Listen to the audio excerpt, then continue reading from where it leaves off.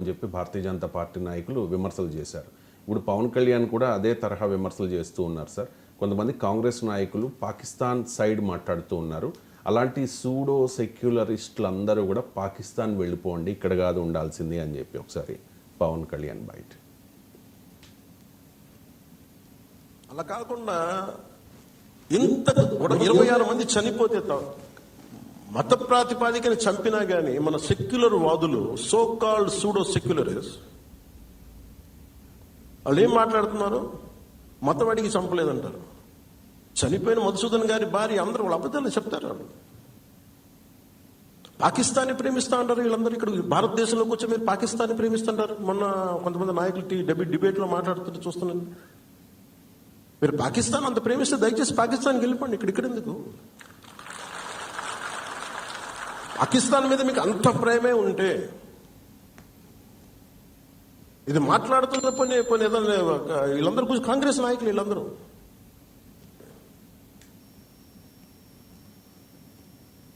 Right. దీని మీద కాంగ్రెస్ నాయకులు కూడా కొంతమంది రెస్పాండ్ అయ్యారు. భువనగిరి కాంగ్రెస్ ఎంపీ చామల కిరణ్ కుమార్ రెడ్డి రెస్పాండ్ అయ్యారు. ఒకసారి అబ్బాయి ప్లీజ్. ఇప్పుడే ఒక ఆర్టికల్, ఇప్పుడే ఒక న్యూస్ చూస్తున్నాం. పవన్ కళ్యాణ్ గారు అంటే ఇప్పుడు కుసోన్స్ అవుతున్నా సరే, అవకాశం వచ్చింది, మీడియాతో మాట్లాడే అవకాశం లేదు కాబట్టి మీకు మీ సమస్యలు చెప్తున్న కార్యకర్తలు. పవన్ కళ్యాణ్ గారు కాంగ్రెస్ పార్టీ పాకిస్తాన్ కి సపోర్ట్ చేస్తే పాకిస్తాన్ పోమని చెప్పేటువంటి డైలాగ్ ఉంటుంది. పవన్ కళ్యాణ్ గారికి నేను ఒకటి చెప్పదలుచుకున్నాను. పవన్ కళ్యాణ్ గారు, మీరు డిప్యూటీ సరే మొట్టమొదటిసారి ఎమ్మెల్యే, మీకు మంచి అవకాశం వచ్చి డిప్యూటీ సీఎం అయ్యారు. ఇది సినిమా కాదు, స్క్రిప్ట్ రాసిస్తే చదువుకోని. నువ్వు ఒక ఉప ముఖ్యమంత్రి అంటే ఒక స్థాయి ఇచ్చింది, స్థాయికి తగ్గట్టు మాట్లాడాలి. ఎవడో స్క్రిప్ట్ రాసిస్తే చదువుడు, లేకపోతే ప్రధానమంత్రిని నువ్వు కృషి చేయాలనుకుంటే ఇంకేదైనా ప్లాట్ఫామ్ మీద పోయి రాజకీయాలు బంద్ చేసి సినిమా తీసి నందనారావు తీసినట్టే మనం 2 సినిమాలు తీసి ఆయన ప్రసన్నం చేస్తాం. అంతే తప్ప నీకు ఒక అధికారమైన బాధ్యతలు ఇచ్చి ప్రజా సమస్యల మీద పోరాటం చేయాల్సినవి బాధ్యత లేకుండా కాంగ్రెస్ పార్టీ పాకిస్తాన్ సపోర్ట్ చేస్తుందని ఒక ప్రచారం చేసే ప్రయత్నం చేస్తున్నాం. కాంగ్రెస్ పార్టీ సెక్యులర్ గా ఈ దేశాన్ని కాపాడాలనుకుంటుంది. పాకిస్తాన్ ఇక్కడ ఉన్నటువంటి కుల మతాలకు అతీతంగా కాంగ్రెస్ పార్టీ అందరినీ ఒక పట్టున బతికేయాలనుకుంటుంది. పవన్ కళ్యాణ్ గారు, మీ నాయకుడు ఎవరైతే ప్రసంగం చేస్తున్నారో నరేంద్ర మోడీ లెక్క కుల మతాల మధ్యన చిచ్చు పెట్టే ప్రయత్నం చేస్తలేదు. నీకు వాస్తవంగా నిలదీసే నరేంద్ర మోడీ ఎన్ని రోజులైంది? నలుగురు వచ్చి ముష్కరు కాల్చిపోతే నలుగురిని పట్టుకునే దమ్ము ధైర్యం లేక పిట్టగల్లా ఎప్పుడో తిరుగుతున్నారు. ఏం ఇంటెలిజెన్స్ నడుస్తుంది దేశంలో? నలుగురు వచ్చి రైట్. కాంగ్రెస్ నాయకులు ఎవరైతే ఈ తరహా వ్యాఖ్యలు చేశారో వాళ్ళందరూ కూడా సూడో సెక్యులరిస్టులు, వాళ్ళు పాకిస్తాన్ వెళ్ళిపోవాలి అని పవన్ కళ్యాణ్ అంటూ ఉన్నారు. వెళ్ళిపోవాల్సిన అవసరం. పాకిస్తాన్కి ఎందుకు వెళ్ళిపోవాలి? మన జైల్లో పెట్టాలి. పాకిస్తాన్ భాష మాట్లాడమని గౌరవప్రదంగా దయచేసి మీరు వెళ్ళిపోండి అంటాడు పవన్ కళ్యాణ్. నాకు అర్థం కాని అంశం, భారతదేశ పౌరుడై పాకిస్తాన్ జిందాబాద్ అంటే దయచేసి అని రిక్వెస్ట్ చేస్తామండి. నాకు అర్థం కాదు. ఈ దయచేసి ఏంటండి? ఇది క్రిమినల్ యాక్ట్, జైల్లో పెట్టండి. క్రిమినల్ యాక్ట్, నేరస్తులను దయచేసి అని రిక్వెస్ట్ చేయరు. ఎందుకు చేస్తాడో పవన్ కళ్యాణ్ నాకు అర్థమవుతలేదు. పాకిస్తాన్ భాష మాట్లాడని గౌరవప్రదంగా పాకిస్తాన్ ఎందుకు పంపిస్తామండి? భారతదేశంలో భారత పౌరుడై జిందాబాద్ పాకిస్తాన్ అంటే నెక్స్ట్ మూమెంట్ జైల్లో పెట్టాలి. పాకిస్తాన్ పౌరుడు అనుకోండి, అప్పుడు కూడా మనం డిటైన్ చేసి, ఎందుకంటే ఫారిన్ సిటిజన్ కనుక డిపోర్ట్ చేస్తాం. ఇండియన్ సిటిజన్ డిపోర్ట్ ఎందుకు చేస్తాం? నాకు అర్థం కాదు అంశం. పాకిస్తాన్ పవన్ కళ్యాణ్ చెప్పాలి ఆన్సర్ నాకు. ఇండియన్ సిటిజన్ అయ్యి యాక్ట్ ఆఫ్ సెడిషన్ కదా ఇది? రాజద్రోహం, దేశద్రోహం కదా? మన శత్రు దేశాన్ని, మన దాయాది దేశాన్ని పొగిడినా, జిందాబాద్ అన్నా ఈ దేశ చట్టాల ప్రకారం కఠినమైన శిక్ష కరువుడు. దయచేసి పొమ్మని చెప్పాల్సిన కర్మ మనకేం పట్టలే భారతీయులకు. ఎందుకు రిక్వెస్ట్ చేయాలండి? ఆయన మనం పాకిస్తాన్ డిపోర్ట్ చేస్తాం, మనకేం పని లేదా? జైలేదు, లోపలేదు, చట్టం ప్రకారం శిక్షిస్తాం. మరి ఎందుకు పాకిస్తాన్ పంపాలనుకుంటాడో తెలియదు నాకు పవన్ కళ్యాణ్. నేనైతే జైలు వేయాలంటాను, అందులో డిస్ప్యూటే లేదు. చట్టం ఏం చెప్తోంది? గౌరవప్రదంగా దయచేసి వాళ్ళని పొమ్మని చెప్తామా? భారత పౌరుడండి. భారత పౌరుడైన తర్వాత దేశభక్తి నాన్ నెగోషియబుల్, జాతీయత నాన్ నెగోషియబుల్. దీంట్లో చర్చ లేదు, దీన్ని నెగోషియేట్ చేస్తున్న స్కోపే లేదు ఇక్కడ. భారతదేశంలో ఉంటూ నువ్వు వేరే దేశానికి జేజేలు పలికితే ఇది clear case of criminal act. మరి ఎందుకు పవన్ కళ్యాణ్ డిమాండ్ చేయడం లేదు కేసులు పెట్టమని? ఎందుకు మరి ఆంధ్రప్రదేశ్ వాళ్ళైతే ఆ ప్రభుత్వమే కేసులు పెట్టాలి, బయట వాళ్ళైతే నరేంద్ర మోడీ రిక్వెస్ట్ చేయాలి? నాకు చెప్పండి, పాకిస్తాన్ పొగిడినందుకు ఏ భారత పౌరుడి పైన మోడీ ప్రభుత్వం కేసు పెట్టింది చెప్పండి ఇంతవరకు? సింగిల్ కేసు ఎందుకు పెడతలేదు? అంటే వాళ్ళ పాకిస్తాన్ భాష మాట్లాడే అయినా ఉండి ఉండరా? అంటే కోర్టులో నిలబడదని కేసులు పెడతలేరా? మీడియాలో టీవీ ఛానల్లో మాట్లాడినారు కదా, టీవీ ఛానల్లో పాకిస్తాన్ భాష మాట్లాడిన వారిపైన మీరు ఎందుకు కేసులు పెడతలేరు? What is preventing Narendra Modi government? మీరు తెలుగు వాళ్ళైతే ఆంధ్రప్రదేశ్ గవర్నమెంట్ ఏం చేస్తుంది? ఎందుకు కేసులు పెడతలేరు? ఇది చట్ట విరుద్ధం కదా, యాక్ట్ ఆఫ్ సెడిషన్ కదా. మన శత్రు దేశాన్ని ఎలా పొగుడుతారండి? నాకు అర్థం కాని అంశం. ఇంతవరకు ఒక్క కేసు పెట్టలేదు అంటే ఏంటి మరి? అంటే మీకు కేసులు పెడతానికి మీరెందుకు భయపడుతున్నారు? మరి వాళ్ళు అనలేదా ఇదంటే కేవలం రాజకీయపరమైన ఉపన్యాసాలు ఇచ్చి లాభం పొందుదాం అనుకుంటున్నారా? దీనికి ఆన్సర్ చెప్పాలి. రెండు, ఆంధ్రప్రదేశ్లో కాంగ్రెస్ పార్టీయే లేదు. మీ షర్మిల గారు ఎందుకు అంటున్నానంటే ఆమె కూడా వైసీపీ వ్యతిరేక పక్షమే కదా. జగన్ రోజు మీరు తిడుతున్నారు కదా, మరి షర్మిల ఆన్సర్ చెప్పాలి ఇప్పుడు పవన్ కళ్యాణ్ వ్యాఖ్యలకు. ఆంధ్రప్రదేశ్లో కాంగ్రెస్ పార్టీ ఇప్పుడు ఆంధ్రప్రదేశ్లో ఉన్న రాజకీయం ఏంటి? ప్రో జగన్ యాంటీ జగన్ రాజకీయాల్లో చూస్తే ఈమె యాంటీ జగన్ శిబిరంలో ఉంది కనుక నేను మీ అంటున్నాను. లెక్క ప్రకారం మీ అనే స్కోపే లేదు. నేను కాంగ్రెస్ పార్టీ వీళ్ళు ఎన్డీఏ. కానీ ఆంధ్రప్రదేశ్లో ఉండే స్పెసిఫిక్ పొలిటికల్ కాంటెక్స్ట్లో జగన్ వర్సెస్ అదర్స్ కదా. ఎందుకంటే జగన్ వ్యతిరేక రాజకీయ శక్తుల ఐక్యత కదా పవన్ కళ్యాణ్ నినాదం.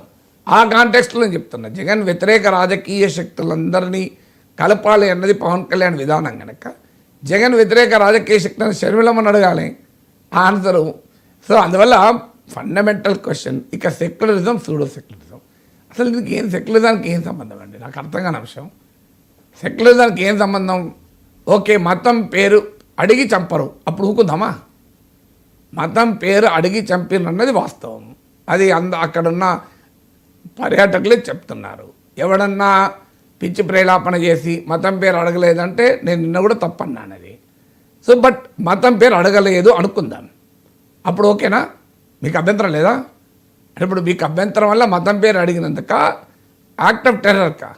భారత భూభాగాన తుపాకులు పెట్టి భారతీయుల్ని చంపుతుంటే మతం పేరు అడిగినా అడగకపోయినా అది దాడే కదా. పహల్గామ్లో మేము జరిగింది కాదు, పుల్వామా తీసుకుందాం, ఎవరు మతం పేరు అడగలే, మరి దాడి కాదా? ఇది ఎక్కడ రాజకీయం అండి? మతం పేరు అడగడం అడగకపోవడం అనేది రాజకీయం కాదు, తీవ్రవాదమే. ఖచ్చితంగా మతం పేరు అడిగి అటాక్ చేశారని నిజం. ఇక ఎందుకు దాన్ని పదే ఎంఫసైజ్ చేస్తున్నారు? దీన్ని భారతదేశంలో రెండు మతాల మధ్య ఘర్షణగా చూపాలని ఒక ప్రయత్నం చేస్తున్నారు. ఈ ప్రయత్నం ఎవరు చేస్తున్నారు? అన్ఫార్చునేట్లీ పాకిస్తాన్ ఎజెండా, అది అసీం మునీర్ ఎజెండా. దాన్ని మన దేశంలో కూడా ఆ రకమైన డివిజన్ తేవాలని పాకిస్తాన్ వాళ్ళు చంపిన వాళ్ళలో ఇప్పుడు ఇక్కడ పహల్గామ్లో అయితే మతం అడిగి చంపారు. మసీదుకు వెళ్తున్న ముస్లింలు చంపడం లేదా పాకిస్తాన్లో వాళ్ళు? మీరు ఉదాహరణకు బలూచ్ లిబరేషన్ ఆర్గనైజేషన్ BLO వాళ్ళని ఊచకోతకు వస్తున్నారు కదా, ముస్లింలే కదా, వాళ్ళు మసీదుకే పోతున్నారు కదా. తోటి ముస్లింలను కూడా చంపుతున్నారు కదా, మహాజర్లను. తోటి ముస్లింలను చంపుతున్నారు కదా, పఠాన్లను. తోటి ముస్లింలనే అటాక్ చేస్తున్నారు, హమదీయాలను. కొన్ని లక్షల మంది బంగ్లాదేశ్, తూర్పు పాకిస్తాన్గా పిలువబడే ప్రస్తుత బంగ్లాదేశ్, ఆనాటి తూర్పు పాకిస్తాన్లో కొన్ని లక్షల మందిని ఊచకోతకు వచ్చారు, అత్యాచారాలు చేశారు, మారణహోమం సృష్టించారు. ఎవరు సృష్టించినవాడు? ముస్లిమే, అనుభవించినవాడు ముస్లిమే కదా. బంగ్లాదేశ్లో వాళ్ళకి మద్దతుగానే కదా భారతీయులుగా మనం వెళ్ళింది. బంగ్లాదేశ్ షేక్ ముజిబుర్ రెహమాన్ కుటుంబాన్ని మొత్తాన్ని లేపారు కదా. ఆయన ఎవరు? ఆయన ముస్లిం కదా. షేక్ హసీనా కుటుంబంలో బయట ఉన్న హసీనా రెహానా తప్ప మొత్తం కుటుంబాన్ని చంపేశారు కదా, వాళ్ళు ముస్లింలే కదా. షేక్ ముజిబుర్ రెహమాన్ మసీదు కూడా. నాకు అర్థం కాని అంశం. మరి ముస్లింలే అయిన పాకిస్తాన్, ముస్లింలే అయిన తూర్పు పాకిస్తాన్ ఎందుకు చంపారు? బెంగాలీ జాతీయవాదాన్ని అణచివేయడానికి, ఉర్దూ ఆధిపత్యాన్ని ప్రశ్నించినందుకు కదా. అందుకని దీన్ని మతం కోణంలో చూడడం కన్నా ఇది ఇండియా వర్సెస్ పాకిస్తాన్కు బుద్ధి చెప్పాల్సిందే. ఎవరు కాదంటున్నారు? అసలు పవన్ కళ్యాణ్ అడగాల్సిన ప్రశ్న ఏంటి? 4,000 మంది పర్యాటకులు ఉన్న చోట 4 జవాన్లు ఎందుకు లేరు? దానికి ఆన్సర్ చెప్పండి మొదలు. ఇప్పుడు 4,000 మంది పర్యాటకులు ఉన్న చోట 4 జవాన్లు ఉండరా? 4 జవాన్లే ఉంటే పహల్గాం దాడి జరిగేదా? వాళ్ళు కూడా కాల్పులు జరిపేవాళ్ళు కదా, ఒక్కడన్నా చంపేవాళ్ళం కదా, ఇద్దరిని చంపేవాళ్ళం కదా, చాలామంది పర్యాటకులు కాపాడుకునే వాళ్ళం కదా. అసలు మొదలు 4 జవాన్లు ఉన్నారు, తర్వాత తీవ్రవాదులు రారు కదా, మరి ఎందుకు లేరు? Is it not a security labs? అఖిలపక్ష సమావేశంలో ప్రభుత్వం అంగీకరించింది, ఏ తప్పు ఏ లోపమో జరిగి ఉండకపోతే మనం ఇక్కడ ఎందుకు కూర్చుంటామన్నారు. సెక్యూరిటీ ల్యాబ్ జరిగింది అని government agreed, Amit Shah agreed. ఇది బయటికి మీడియాలో వచ్చింది. ఇప్పటి వరకు ఏ మోడీ ప్రభుత్వంలో ఏ ప్రతినిధి అయినా అఖిలపక్షంలో మేము అలా అనలేదు అనే స్టేట్మెంట్ ఇచ్చారా? మీడియాలో పతాక శీర్షికలు వచ్చింది, పేజ్ 1లో కూడా వచ్చింది, మనం కూడా మాట్లాడుకున్నాం. అఖిలపక్షంలో కేంద్రం అంగీకరించింది భద్రతా లోపమని. నేను అప్రిషియేట్ చేస్తా ఎందుకంటే ఆనెస్ట్గా ఒప్పుకుంటే ఇక ముందు జరగవు తప్పులు. అందువల్ల నేను భద్రతా లోపం అని అంగీకరించిందని తప్పు పట్టడం లేదు. That is a good sign. ఎందుకంటే ఫస్ట్ ఎక్కడ పొరపాటు జరిగిందో అంగీకరిస్తే దాన్ని సరి చేసుకుంటారు. అన్ఫార్చునేట్లీ పాలిటిక్స్ రీతి అంగీకరించారు, బట్ కారణం ఏదైనా అంగీకరించారు. అంగీకరించిన తర్వాత అడగాల్సిన ప్రశ్నలు ఏంటి? ఎందుకు ఇలా జరిగింది? క్లియర్ ఇంటెలిజెన్స్ ఇన్పుట్స్ ఉన్నాయి. మార్చి చివరన ఏప్రిల్ మొదటి వారాల్లో ఇంటెలిజెన్స్ సమావేశం కూడా జరిగింది. మీరు అమర్నాథ్ యాత్ర రిజిస్ట్రేషన్ మొదలైంది, జూన్లో అమర్నాథ్ యాత్ర మొదలవుతుంది. అమర్నాథ్ యాత్రకు ముందు ప్రతిసారి దాడులు జరుగుతాయి. అమర్నాథ్ యాత్ర టెర్రరిస్టుల టార్గెట్. ఇది ఆ పహల్గాం అమర్నాథ్ యాత్రకు మెయిన్ బేస్, ఇంపార్టెంట్ బేస్ అంటారు. ఇది ఇవన్నీ తెలిసి కూడా మరి ఎందుకు భద్రతా బలగాలు లేవు? ఉదాహరణకు ఆ పర్యాటకుల్లో 4,000 ఒక్క కేంద్ర మంత్రి ఉంటే, కేంద్ర మంత్రి కుటుంబంతో వచ్చి ఉంటే భద్రత ఉండేదా కలేదా? నాకు చెప్పండి. సింపుల్ క్వశ్చన్ అడుగుతున్నా. 4,000 మంది పర్యాటకుల్లో ఓ నంబియారు, ఓ మధుసూదన్లు కాక, ఒక కుటుంబాలకు కాక, ఒక కేంద్ర మంత్రి కుటుంబం ఉండుంటే మీరు ఎంత భద్రత పెట్టేవారు? అంటే విఐపీల భద్రతకు అంత ప్రాధాన్యత ఇస్తారు, పర్యాటకుల భద్రతకు ఎందుకు ఇవ్వరు? దీనికి ఆన్సర్ ఉండాలి కదా. ఇదెవరి లోపము? దీన్ని ఎందుకు పవన్ కళ్యాణ్ అడగడు? ఇది సెక్యులరిజం, సూడో సెక్యులరిజం కాదా? మరి ఏ సెక్యులరిస్ట్లా సూడో సెక్యులరిస్ట్లా ఈ తప్పు చేసింది? 26 మంది ప్రాణాలు కోల్పోయే వాళ్ళం కాము కదా.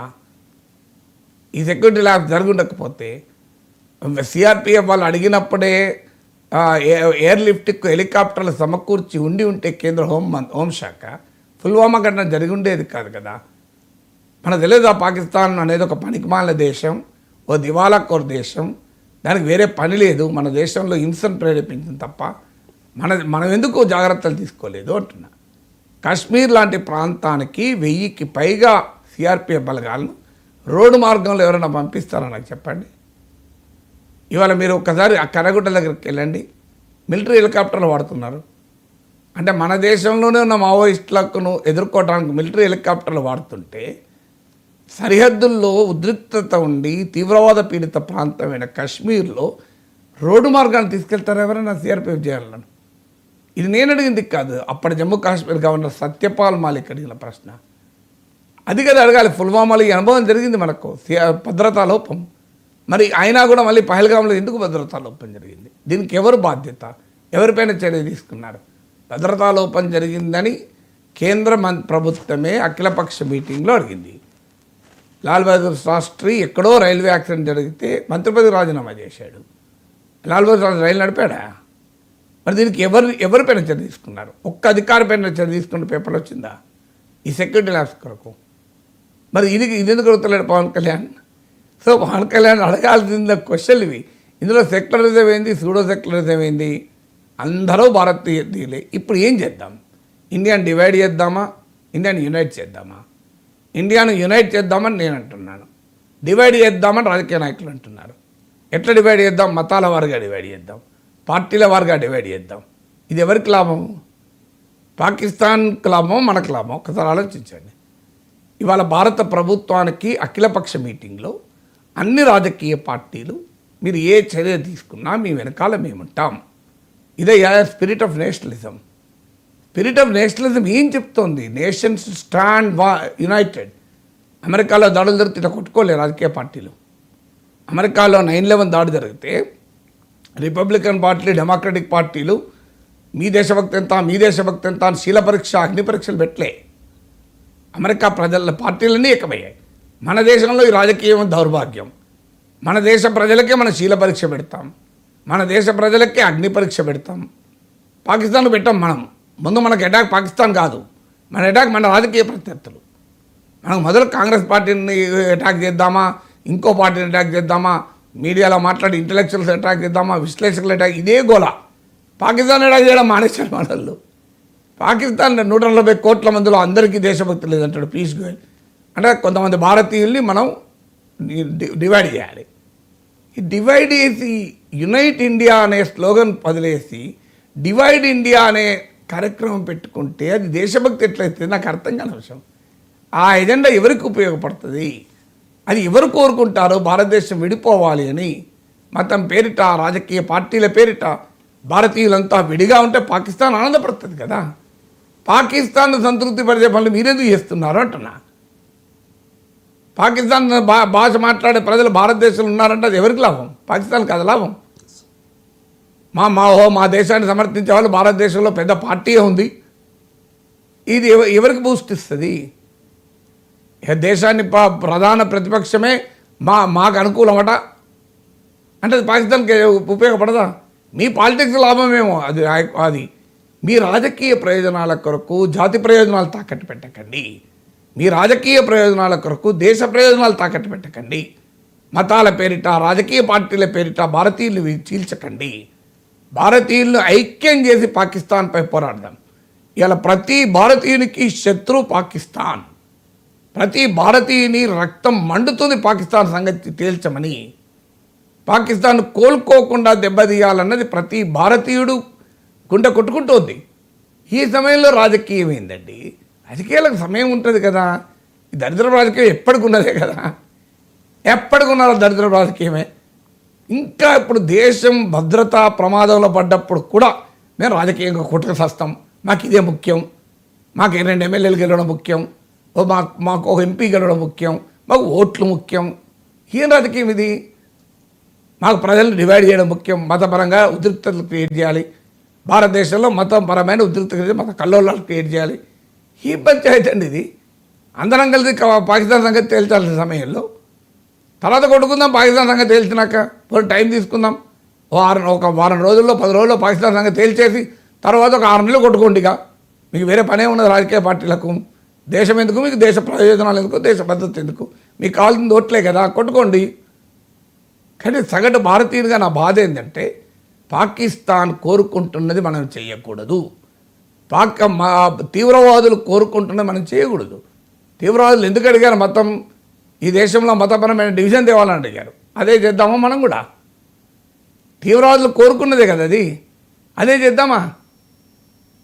అయ్యే తీవ్రవాదులు పోయి వాళ్ళు ఓన్లీ ఎవరిని, అందుకే చెప్పాను ఇవాళ బెలూచీల పైన దారుణంగా ఉచ్చకొత్తకు వస్తారు. బెలూచీలు ముస్లింలు గారా? పఠాన్లు ముస్లింలు గారా? అహ్మదీలు ముస్లింలు గారా? తూర్పు పాకిస్తాన్లో ఆనాడు ఉచ్చకొత్తకు ముస్లింలు కదా. మరి వాళ్ళందరూ కూడా ఉచ్చకొత్తకు వచ్చారు కదా. సో అందువల్ల పవన్ కళ్యాణ్కైనా ఎవరికైనా నా విజ్ఞప్తి ఏంటంటే, from Pawan Kalyan to Piyush Goyal, don't divide India. పొలిటికల్గా, మతపరంగా, ఇంకో రకంగా భారతదేశాన్ని విభజించకండి. భారతదేశాన్ని ఐక్యంగా ఉంచండి. భారత ప్రధానమంత్రి నాయకత్వంలో దేశ ప్రజలంతా అన్నిటికీ అతీతంగా, కుల, మత, రాజకీయ, భాష, ప్రాంతీయ తేడాలకు అతీతంగా India is a great nation, it is United. చూడండి భారతదేశం అంటే ఇలా ఉంటుంది అనే ఒక సందేశాన్ని శత్రువుకి ఇద్దాం. మనం కొట్టుకుంటే శత్రువు ఆనందపడుతుంది కదా. Right sir. ఇక పహల్గామ్ దాడి